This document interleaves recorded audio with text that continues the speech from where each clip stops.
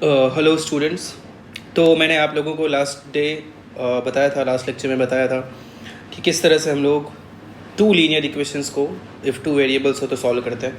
मैंने आपको बताया था ग्राफिकल मेथड और मैंने आपको बताया था एलिमिनेशन बाय सब्स्टिट्यूशन। ओके, दो मेथड मैंने आपको बताए थे। चलो अब थर्ड मेथड के बारे में बात करते हैं। थर्ड मेथड है एलिमिनेशन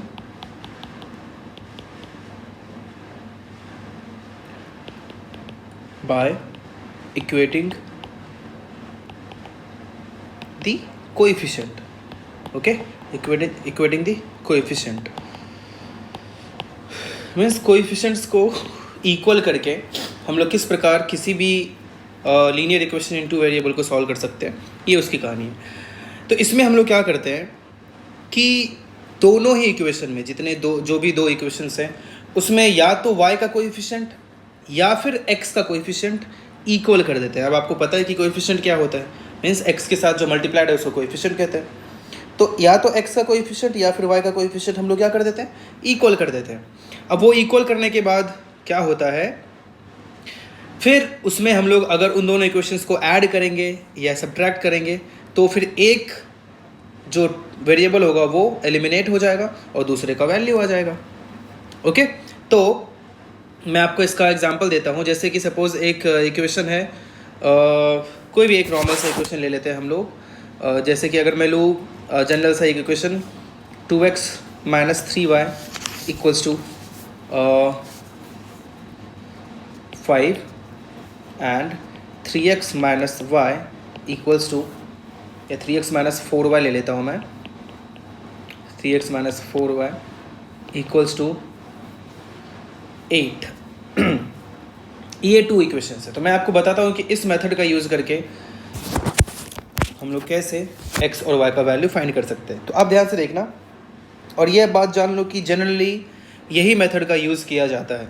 जनरली सब लोग इसी मेथड का यूज़ करते हैं और हम लोग बहुत सारे सबका लगभग फेवरेट मेथड यही वाला होता है। तो आप लोग भी यही वाला यूज़ करोगे और क्योंकि ये आपको वैसे आसान भी लगेगा। तो पहले तो इसे मैं इक्वेशन 1 एज्यूम करता हूँ एंड दिस इज इक्वेशन 2। अब हम लोग या तो x या y जो भी आसान हो करना उसका कोएफिशिएंट इक्वल करेंगे। मीन्स इधर 3 है इधर 4 है, तो इसका कोएफिशिएंट 3 है 4, दोनों इक्वल क्या करना पड़ेगा, 12 करना पड़ेगा। तो आप सोचो 3y में 3 की जगह 12 आ जाए तो कैसे आएगा, अगर उसमें मैं 4 से मल्टीप्लाई कर दूँ तो, है कि नहीं। तो इक्वेशन 1 में मीन्स अगर इसमें 4 से मल्टीप्लाई करूँ तो सिर्फ इसमें तो 4 से मल्टीप्लाई कर नहीं सकते हैं, इसमें भी करना पड़ेगा, इसमें भी करना पड़ेगा, है ना। तो मीन्स तीनों ही टर्म में करना पड़ रहा है, मीन्स पूरे इक्वेशन में ही हम लोगों को 4 से मल्टीप्लाई करना पड़ेगा तो 12 हो जाएगा। उसी प्रकार इक्वेशन 2 में क्या करेंगे, 3 से मल्टीप्लाई करेंगे तो भी 12 हो जाएगा। तो मैं इसको लिखूँगा इक्वेशन 1 इंटू 4 और इक्वेशन 2 इंटू 3। अब सवाल ये उठता है कि आपने इक्वल तो कर दिया, अब दोनों को ऐड करोगे या सब्ट्रैक्ट करोगे। तो ऐड ये करें या सब्ट्रैक्ट करें ये डिपेंड करता है कि दोनों का साइन सेम है या डिफरेंट है। देखो 3y का साइन माइनस है, 4y का साइन माइनस है। अगर सेम साइन हो तो हम लोग सब्ट्रैक्ट करेंगे और अगर डिफरेंट साइन हो तो हम लोग ऐड करेंगे। ठीक है, तो यहाँ क्योंकि दोनों का सेम साइन, और ये भी आपको बात धीरे धीरे खुद ही समझ में आ जाएगा या आ गया होगा कि आखिर ऐसा क्यों करेंगे, क्योंकि उसे एलिमिनेट करना है। मीन्स y कटना चाहिए, कैंसिल होना चाहिए। तो वो कब होगा, अगर दोनों का साइन अपोजिट होगा। तो माइनस करने पे दोनों का साइन अपोजिट हो जाएगा अगर दोनों सेम साइन का है तो, है ना। अब आप 4 से मल्टीप्लाई करोगे तो क्या होगा, देखो क्या लिखूंगा मैं, 2x माइनस 3y। अभी मैं लिख दे रहा हूँ, आगे इतना लिखने की ज़रूरत नहीं पड़ेगी। और दूसरा इक्वेशन क्या लिखेंगे, 3x minus 4y equals to 8, ये पूरा मल्टीप्लाइड बाय 3। ओके, अब चलो मल्टीप्लाई करके फिर से अगले स्टेप में लिखेंगे हम लोग, 4 इंटू 2 इज़ 8x माइनस ये 4 3y से मल्टीप्लाई होगा 12y इक्वल्स टू ये 4 5 से भी मल्टीप्लाई होगा तो क्या आ जाएगा 20, राइट। और ये फिर 3 मल्टीप्लाई होगा 3x से तो 9x माइनस 4y मल्टीप्लाई होगा 3 से 12y इक्वल्स टू 8 इंटू 3 क्या होगा 24। अब इन दोनों को क्या कर रहे हैं हम लोग, सब्ट्रैक्ट कर रहे हैं। तो यहाँ पे आप याद रखो, वैसे पहले भी डिवीजन में भी आपने देखा होगा कि जब सब्ट्रैक्ट करते हैं तो सबका साइन चेंज हो जाता है। तो इसका साइन क्या है, प्लस है, तो प्लस से वो क्या हो जाएगा माइनस। तो आपको माइनस को थोड़ा नीचे लिखना है, ठीक है, उसके जस्ट नीचे, उसके साइन के नीचे लिखेंगे। ऐसा नहीं कि उसको चेंज करने लगेंगे वहीं पर माइनस, नहीं, ये माइनस है तो ये क्या हो जाएगा प्लस। तो अब 12y का नया साइन प्लस हो चुका है, माइनस का कोई वैल्यू नहीं है, और यहाँ भी प्लस था पहले से, तो क्या हो जाएगा माइनस। ओके, अब देखो -12y प्लस 12y, क्या दोनों को काट दूँ? ठीक है, तो क्या बचा? 8x minus 9x is equals to 20 minus 24। Okay, तो ये क्या हो जाएगा? -x equals to -4, minus minus cancel हुआ, x इक्वल्स टू 4 आ गया। देखो x का वैल्यू 4 आ चुका है। अब जैसे ही एक वैल्यू आया तो दूसरा वैल्यू करने के लिए आप किसी भी इक्वेशन में इसे सब्स्टिट्यूट कर दो। तो मैं लिखूंगा फ्रॉम, किसी में भी, इक्वेशन 1 क्या था? 2x minus 3y equals to 5। तो उसमें x की जगह क्या रखेंगे? 4, जो कि आ चुका है, तो सिर्फ वेरिएबल क्या बचेगा? y, तो y का वैल्यू आ जाएगा। तो 8 minus 3y is equals to 5, so minus 3y is equals to 5 minus 8, so minus 3y is equals to minus 3, hence y is equals to minus 3/3 that is 1। तो final solution क्या रहा? x is equals to 4, y is equals to 1। तो ये method मुझे लगता है आपको अच्छे से समझ में आया होगा। ठीक है, तो अब मैं आपको ये बताता हूँ कि इसमें अब मुझे ये लगता है कि दूसरे एग्जाम्पल करने की ज़रूरत है। आपको मैं होमवर्क दे सकता हूँ कि आप होमवर्क में कुछ क्वेश्चंस कीजिए। अब आपको इक्वेटिंग दी कोएफिशिएंट्स मेथड का यूज़ करके क्वेश्चन को सॉल्व करना है। ठीक है, तो पहला होमवर्क मैं यहाँ पे लिख रहा हूँ। First question is solve using equating the coefficient.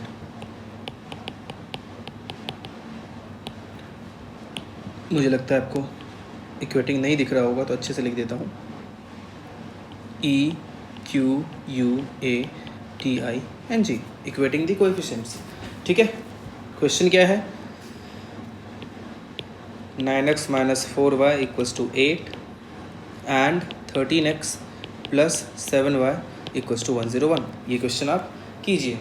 ठीक है, अब चलो एक और क्वेश्चन मैं आपको करके दिखाता हूँ। ये तत्काल मैंने एक ही क्वेश्चन दिया, लास्ट में मैं और भी होमवर्क दूंगा। तो एक और क्वेश्चन मैं करता हूँ। क्वेश्चन है आपको सॉल्व करना है using the method elimination by equating the coefficient bx by a minus ay by b plus a plus b equals to 0 and second equation is bx minus ay plus 2ab equals to 0। ये दो equation है, अब इसको solve करना है। देखो, अब यहाँ पे थोड़ा सा हम लोग दिमाग लगाएंगे, देख के डरेंगे नहीं। पहले तो मैं बोलूँगा ये इक्वेशन 1 है, ये इक्वेशन 2 है। दो काम कर सकते हैं, या तो पहले इक्वेशन को आप सिंप्लीफाई करके जो डिनोमिनेटर के टर्म्स हैं उसको आप हटा दो, जो डिनोमिनेटर के टर्म्स हैं उसे आप हटा दो। लेकिन अपना टारगेट क्या है कि या तो x का या y का जो गुणांक है, जो कोएफिशिएंट्स है, वो इक्वल आ जाना चाहिए। तो अगर आप ही सोचो, इसमें मैं b से मल्टीप्लाई कर दूं तो b ख़त्म हो जाएगा, है ना, और बचेगा सिर्फ ay, और इधर भी सिर्फ ay है, राइट। तो देखो मैं क्या करूँगा, लिखूँगा इक्वेशन 1 इनटू, अभी आपने सोचा b, क्योंकि y का कोएफिशिएंट ख़त्म करना है, और दोनों का देखो साइन सेम है, इसको ख़त्म करने वाले हैं ना, तो दोनों का साइन सेम है। तो क्या लिखूँगा, माइनस इक्वेशन 2 इंटू कुछ नहीं, क्योंकि ऑलरेडी कुछ मल्टीप्लाई किए बिना ही इक्वल हो गया। इसमें अगर b से मल्टीप्लाई किया तो दूसरे के इक्वल हो चुका है, तो सेकेंड इक्वेशन में कुछ भी इक्वेट करने की ज़रूरत नहीं है कि नहीं। तो मैं लिखूँगा आगे, सो इक्वेशन 1 इंटू बी क्या होगा, आप ही सोचो। मैं अभी एक ही बार में मल्टीप्लाई करूँ। देखो इक्वेशन 1 के पहले टर्म में b से मल्टीप्लाई करोगे तो b के साथ b मल्टीप्लाई होगा, b² बाय a बचेगा, माइनस इसके साथ b क्या सिर्फ अकेला ay आ जाएगा, प्लस a इंटू बी क्या होगा, ab plus b into b क्या होगा, b²। Okay, is equals to b into 0 क्या होगा, 0, और दूसरे में तो कुछ मल्टीप्लाई हम लोगों ने किया ही नहीं है, plus 2ab is equals to 0। अब माइनस किया था तो साइन सारे क्या हो जाएंगे, चेंज हो जाएंगे। ठीक है, तो देखो ये दोनों क्या हो गया, कैंसिल हो गया। अब आगे की चीज़ें लिख देते हैं, b² bye a minus bx, है ना, plus ab plus b² minus 2ab is equals to 0। ठीक है, अब देखो कैसे सॉल्व करेंगे। अब आप ही सोचो, चलो इसको तो तत्काल मैं लिख देता हूँ, B square x minus by A minus B x plus B square, साथ में लिखता हूँ माइनस ए बी प्लस 2ab। क्या माइनस ए बी हो जाएगा? अब 10th में हो तो इतना तो आता होगा। अब बहुत सारे तरीके से कर देते हैं, बट मैं सबसे सिंपल वे से दिखाता हूँ। आधे ज़्यादातर लोग यहाँ पे एलसीएम लेंगे, तो चलो मैं भी ले लेता हूँ। B square x minus A b x plus a into b square minus a into a b, a square b equals to 0। ये ए ख़त्म हुआ तो क्या लिखूँगा? देखो इन दोनों से x कॉमन आ सकता है, क्या बचेगा? बी स्क्वायर माइनस ए बी प्लस क्या बचेगा बताइए? इन दोनों से भी कॉमन ले लूँ क्या? अगर उससे भी अच्छा और ये होगा कि अगर यहाँ पे सिर्फ x कॉमन ना लूँ, बी एक्स कॉमन आ रहा है तो पूरा बी एक्स ले लेते हैं। बी एक्स कॉमन लिया, क्या बचा? b माइनस ए प्लस इधर से भी ए बी कॉमन आ रहा है तो b minus a equals to 0। तो बताओ बी एक्स का वैल्यू चाहिए अपने को, तो अभी कॉमन सब लेने का झंझट नहीं रखेंगे। ये इधर जाएगा तो minus A B minus A आएगा, right. So X equals to क्या? बाकी सब कुछ डिवाइड हो जाएगा, B minus A by B into B minus A, है कि नहीं? तो बी माइनस से ख़त्म हुआ, बी ख़त्म हुआ, क्या बचा? सिर्फ माइनस ए।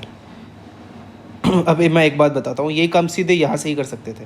यहाँ से मैं सीधे एक्स कॉमन लूँगा, क्या बचेगा? B square by A minus b, ठीक है। और ये क्या हो जाएगा? Plus B square minus A b equals to 0। तो एक्स इंटू इसको यही सिर्फ इसके साथ में ले लूँगा, B square minus A B by A, ये उधर जाएगा तो क्या होगा? माइनस बी स्क्वायर माइनस ए बी होगा। तो एक्स क्या हो जाएगा? ए उधर जाके मल्टीप्लाई होगा, माइनस बी है, b square minus A B by b square minus A b divide होगा, ये दोनों पूरा ही खत्म हो, क्या बचा? Minus a. आया समझ में? तो x का वैल्यू क्या आ गया? माइनस ए। अब x का वैल्यू माइनस ए आ चुका है, तो किसी भी इक्वेशन में रख दो तो b का वैल्यू y का वैल्यू आ जाएगा। किस में रखोगे? सेकंड इक्वेशन में रखना आपको ज़्यादा आसान लगेगा, तो चलो सेकंड इक्वेशन में लिख देता हूँ। तो यहाँ पे ये भी लिखना पड़ेगा फ्रॉम इक्वेशन 2।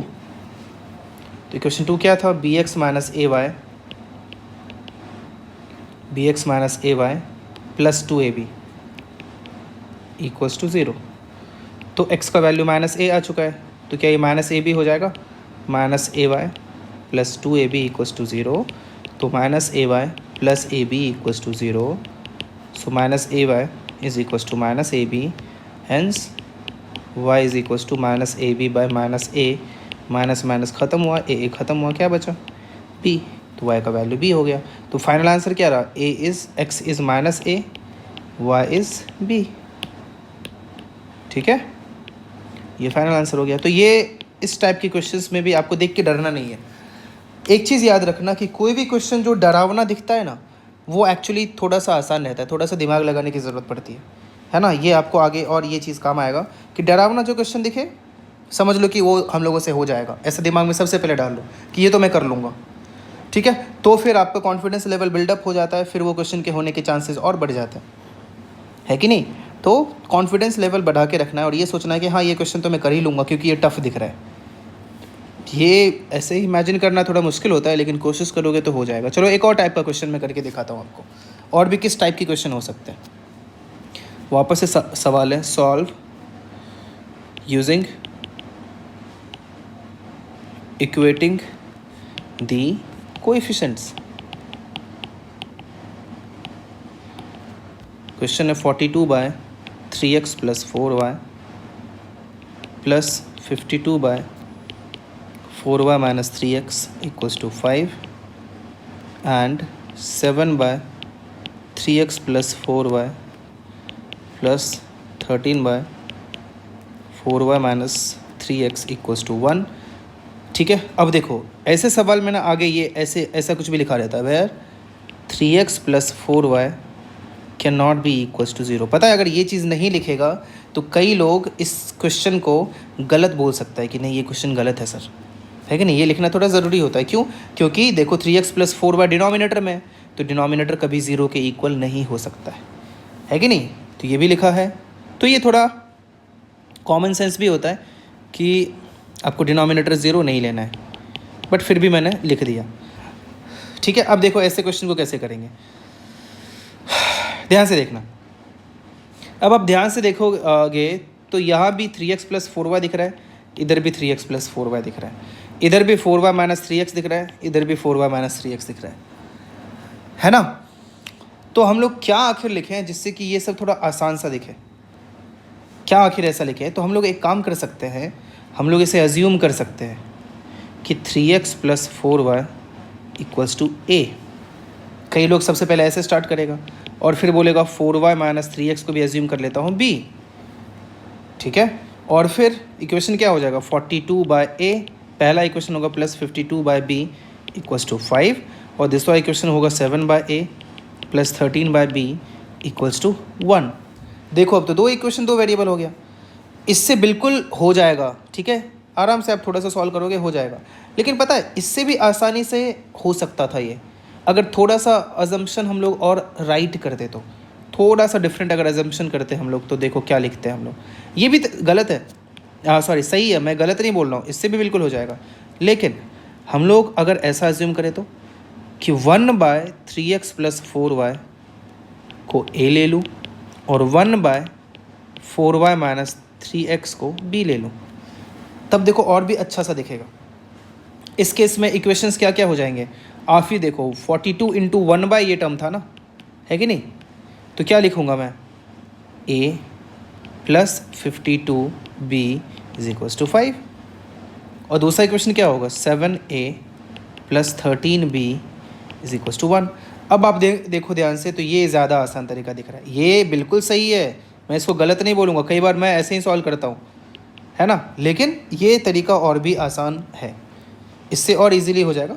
और मतलब वैसे मेहनत दोनों में इक्वल ही है, बट ये थोड़ा सा दिखेगा ढंग का और कई लोगों को कन्फ्यूजन कम होगा, इसके लिए ये आप प्रेफर कर सकते हो। अब देखो ध्यान से, या तो a का इक्वल कर दो या b का इक्वल कर दो। चलो सब में हम लोगों ने लगभग b का इक्वल किया, इसमें a का इक्वल करते हैं। तो आप सोचो कैसे होगा, अगर इसमें 6 से मल्टीप्लाई कर दो तो सेकेंड इक्वेशन में तो इक्वल हो जाएगा। तो मैं लिखूंगा इक्वेशन 1, और देखो दोनों का साइन क्या है, सेम है, या माइनस नहीं था, दोनों का साइन सेम है, तो क्या करेंगे, सब्ट्रैक्ट करेंगे, माइनस इक्वेशन 2 × 6 करना पड़ेगा ना। तो 1 लिखता हूँ, 42a + 52b = 5, इसमें 6 से मल्टीप्लाई करोगे तो 42a + 13 × 6 क्या होता है, 78, b = 6, है ना। 6 × 1 भी 6 हो जाएगा, अब माइनस किया तो सब माइनस हो जाएगा, ये ख़त्म हुआ, क्या बचा, 52b - 78b = 5 - 6, ये क्या हो गया, -26, है ना, -26b = -1, so b is 1/26। b कितना आ गया, 1/26, ठीक है। आपको आसानी से समझ में आ रहा होगा। अब b आ गया तो क्या a भी निकाल सकते हैं, बिल्कुल निकाल सकते हैं। कैसे, आसान कौन सा रहेगा, इक्वेशन 1 या 2? दिख रहा है कि सेकंड इक्वेशन ज़्यादा ईजी रहेगा, तो मैं लिखूँगा फ्रॉम इक्वेशन। हाँ, एक और चीज़ यहाँ पे मैंने थोड़ा, हाँ नहीं सब सही है, कोई दिक्कत नहीं है। तो मैं लिखूँगा फ्रॉम इक्वेशन 2, क्या था इक्वेशन 2, 7a + 3b = 1, तो 7a + 3b = 1, 1 minute, 7a + 13b था, है ना। 13 × 1/26 = 1, 13 × 2 = 26, सो 7a = 1, और इधर से 1/2 इधर आ गया, तो सॉरी 1/2 इधर हो गया, 7a, सो a = क्या हो गया, 1/7 = 14। तो b भी आ चुका है, a भी आ चुका है, अभी कहानी ख़त्म नहीं हुई है। अब हम लोगों ने अज्यूम क्या किया था, a किसे अज्यूम किया था, याद करो, a अज्यूम किया था 1/3x + 4y को, तो मैं लिखूँगा 1/3x + 4y, ठीक है। और ये इक्वल कितना आया, 1/14, तो 3x + 4y कितना हो गया, 14, है कि नहीं। और सिमिलरली b किसे अज्यूम किया था, 1/4y - 3x को, आप देख लो ऊपर, ये कितना आया, 1, हाँ सही है, b कितना आया, 1/26, तो 4y - 3x कितना आ गया, 26। अब ये दो अलग इक्वेशन आ चुके हैं, इसको अब एक और दो इक्वेशन 1 2 अज्यूम नहीं करूँगा, क्योंकि 1 2 ऑलरेडी कर दिया था हम लोगों ने। इसे क्या करता हूँ, 3 और 4, ठीक है। अब ये आपको अलग सिरे से सॉल्व करना पड़ेगा।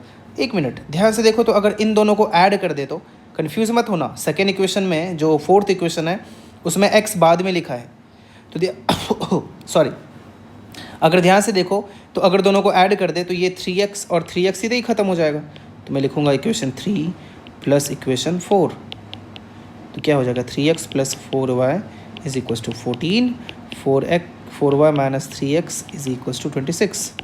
अब ऐड किया इन दोनों को, क्योंकि दोनों का साइन क्या था, डिफरेंट था। देखो ऐड वाला भी देख लिया हमने, इधर माइनस था, इधर इधर प्लस है, तो ये दोनों खत्म हुआ। 4y क्या है, सीधे 8y लिखूँ, और 26 प्लस 14 क्या होगा, 40। तो y कितना आ गया, 40/8 क्या होता है, 5। तो y का वैल्यू आ गया 5। ओके, y हो गया 5। अब बात करते हैं x की। x किसी भी इक्वेशन में रख दो, फ्रॉम इक्वेशन क्या लिखता हूँ, 3। क्या था 3x plus 4y is equals to 14। So 3x plus 4y is 5 is equals to 14। So 3x is equals to 14 minus 20, मैं सीधे लिखूँ क्या, -6। x कितना आ गया, -2। तो फाइनल आंसर क्या रहा, x equals to -2, y equals to 5। तो ऐसे क्वेश्चंस आपको सॉल्व करना आना चाहिए। देखो थोड़ा सा लेंदी सा क्वेश्चन था ये, बट आपको भी अगर आगे ऐसा क्वेश्चन मिले तो आप इजीली इसे कर पाओ। ठीक है, समझा आपको। तो इस पे बेस्ड मैं एक और आपको होमवर्क दे देता हूँ, 1 मिनट। होमवर्क क्वेश्चन इसके जैसा ही मैं देता हूँ, जिससे कि आप को थोड़ा सा कुछ डाउट ना रहे। 1 मिनट आप रुकिए, मैं आपको होमवर्क देता हूँ। तो आपको करना है क्वेश्चन एक, आसानी देता हूँ मैं आपको, बाद में इसमें वर्ड प्रॉब्लम्स भी आएंगे, उस पर और भी दूसरे बेस्ड अच्छे क्वेश्चंस रहते हैं। होमवर्क है, सॉल्व दी फॉलोइंग इक्वेशन।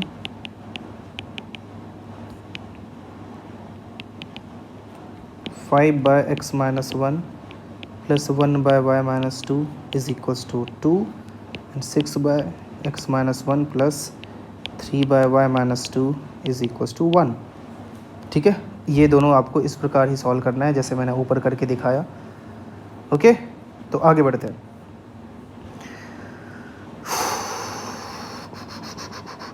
अब जो अगला मेथड था वो मैं आपको बताता हूँ।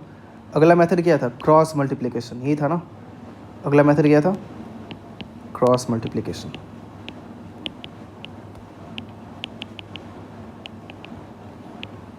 अब देखो क्रॉस मल्टीप्लिकेशन मेथड क्या होता है, या elimination by cross multiplication method. अब ये आपको याद रखना है, इसमें एक फॉर्मूला होता है जो आपको थोड़ा सा याद रखना है। अब मैं आपको फॉर्मूला बताता हूँ क्या होता है, ठीक है, ध्यान से देखना। उस फॉर्मूला के अंतर्गत मैं आपको वो फॉर्मूला बताने से पहले एक चीज़ बताता हूँ कि एक टर्म होता है डिटर्मिनेंट। ठीक है, डिटर्मिनेंट मीन्स, डिटर्मिनेंट क्या होता है, अब देखो अगर ऐसा लिखा हो ABCD, ऐसे एक टर्म होता है, इसको डिटर्मिनेंट्स बोलते हैं। ठीक है, क्या बोलते हैं, डिटर्मिनेंट्स।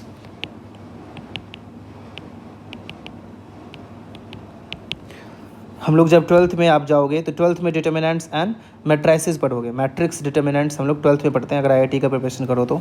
और अगर नॉर्मल बोर्ड्स के हिसाब से देखें तो 11th में ही थोड़ा सा आ जाता है उसका पार्ट डिटर्मिनेंट्स का, और मैट्रिसेस तो उसे 12th में ही आता है, आधा आधा।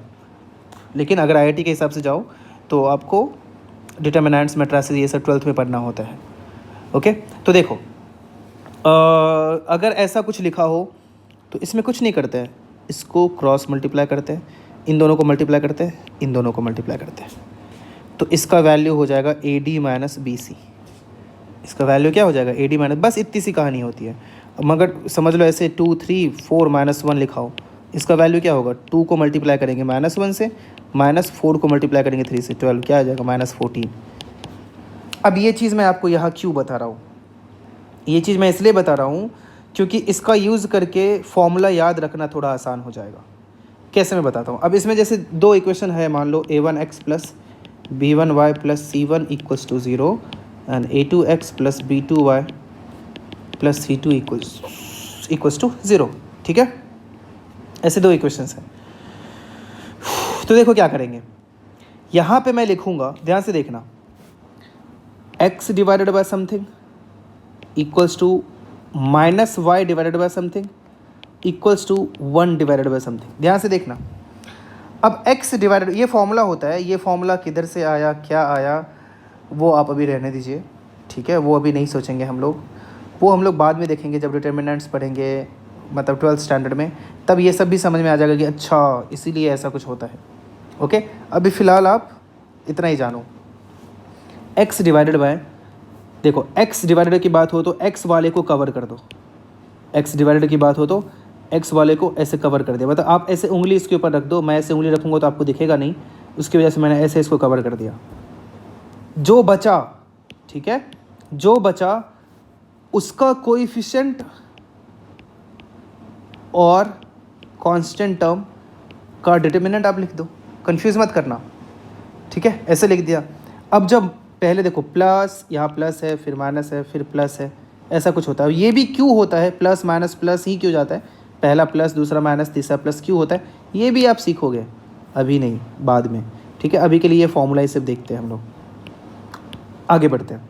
और जब आप माइनस इधर लोगे y की कहानी में, तो अब किसको कवर करेंगे, अब किसको कवर करेंगे आप बताओ, y को कवर करेंगे।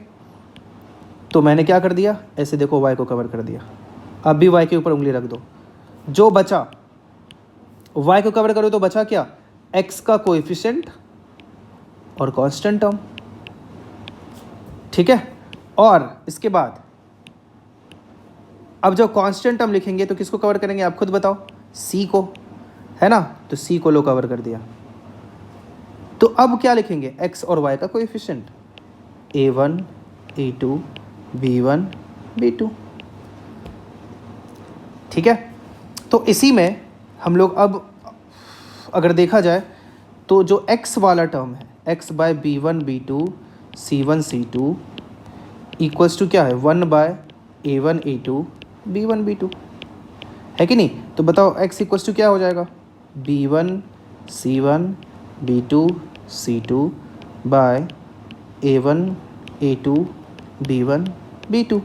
अब क्रॉस मल्टीप्लाई कर दो, जैसे यहाँ मैंने बताया था, ये बताया था ना, वही वाला काम कर दो। क्या होगा, b1 c2 minus b2 c1 bye नीचे क्या हो जाएगा, a1 b2 minus a2 b1, answer. मतलब जैसे इक्वेशन दिखेगा, ये इक्वेशन दोनों दिखा, आप चाहो तो यहाँ पे सीधे ही आंसर बोल सकते हो। कैसे, क्या बताया मैंने फॉर्मूला में, x का वैल्यू चाहिए ना, x का वैल्यू चाहिए तो ऐसे मल्टीप्लाई करेंगे, b1 c2 minus b2 c1 divided by her bar constant को कवर करो तो बचा a1 b2 minus a2 b1, खत्म कहानी। जैसे कोई भी ऊपर का इक्वेशन, चलो यहाँ लेते हैं हम लोग, ऊपर जो पहला क्वेश्चन था उसका चलो क्रॉस मल्टीप्लिकेशन, यहीं से मैं सबसे पहले उसको इस फॉर्म में लिखो, 2x minus 3y minus 5 equals to 0, 3x minus 4y minus 8 equals to 0। x बराबर क्या बोला था मैंने, x को कवर कर दो, क्या हो, जो बचा उसका क्रॉस मल्टीप्लिकेशन, ये और ये क्या हो जाएगा, -3 इंटू -8, है ना, -4 इंटू -5 होगा कि नहीं, डिवाइडेड बाय कांस्टेंट को कवर करके जो बचा ये और ये, यहाँ पे क्रॉस मल्टीप्लिकेशन करेंगे अब, राइट। तो क्या होगा, 2 इंटू -4 -3 इंटू -3, देखो सीधे x का वैल्यू आंसर करके देखते हैं सही है नहीं है। तो माइनस माइनस प्लस होगा 24, वापस से माइनस माइनस प्लस होगा 20 बाय -8, और ये माइनस माइनस प्लस हो जाएगा 9, 24 माइनस 24 9 माइनस 8 1 4 आंसर। अगर फॉर्मूला याद है, आपको करना आता है, तो क्रॉस मल्टीप्लिकेशन बहुत आसान है, नहीं तो जनरली लोगों को याद नहीं रहता है ये, ठीक है। अब x आ गया, अब y चाहिए, तो y के लिए भी यहीं पे देखो, y के लिए आपको चाहिए तो बताता हूँ, 1 मिनट। हाँ, अब y के लिए क्या करेंगे, इन दोनों को इक्वल करेंगे, तो क्या होगा, -y by a1 a2 c1 c2 equals to 1 by a1 a2 b1 b2। तो बताओ क्या होगा, y इक्वल्स टू क्या हो जाएगा, ये ऊपर जाएगा तो सीधे इधर ही मल्टीप्लाई, माइनस भी इधर भेज देता हूँ, इसको मल्टीप्लाई कर दूँ क्या, c2 a1 minus c1 a2, actually ca याद रखना अच्छा लगता है ना, इसलिए मैंने ac, तुम चाहो तो ac लिख दो, और इधर क्या हो जाएगा, a1 b2 minus a2 b1, समझा। तो इस तरह से आप x और y का वैल्यू यूजिंग क्रॉस मल्टीप्लिकेशन याद रख सकते हो और आसानी से वैल्यू फाइंड कर सकते हो। ओके, तो आज हम लोगों ने, अब ये सारे मेथड हो गए, इतना ही मेथड होता है जनरली ऑफिशियली, ठीक है। अब अनऑफिशियली 1-2 और मेथड्स होते हैं जो इनसे ही निकलते हैं या तो, ठीक है, या कई लोग वैल्यू सब्स्टिट्यूट करके भी देखते हैं, तो वो सब आपको नहीं करना है। तो आज के लिए मैं यही ख़त्म करता हूँ, और फिर अब नेक्स्ट डे मिलेंगे। तो आप क्रॉस मल्टीप्लिकेशन से एक क्वेश्चन आपको करना है, यूजिंग क्रॉस मल्टीप्लिकेशन आपको वैल्यू फाइंड करना है। मैं उसका एग्जांपल देता हूँ, ये आपको क्वेश्चन क्रॉस मल्टीप्लिकेशन का यूज़ करके करना है। तो क्वेश्चन है, होमवर्क में दे रहा हूँ, ये भी क्या है, होमवर्क है। Solve using cross multiplication method. क्या है, 3x + 2y + 25 = 0 and x + y + 15 = 0। Cross multiplication का यूज़ करके आपको इन दोनों का सॉल्व करना है। नेक्स्ट डे मैं ख़त्म करूँगा इसका, आपको 1-2 और इसका टॉपिक बाकी है वो बता के मैं ख़त्म करूँगा ये चैप्टर, और फिर नया चैप्टर स्टार्ट करेंगे। वो क्या होगा, क्वाड्रेटिक इक्वेशंस। ओके, तो thank you so much, bye bye. आप इसी तरह देखते रहिए और सीखते रहिए। Thank you so much, bye bye.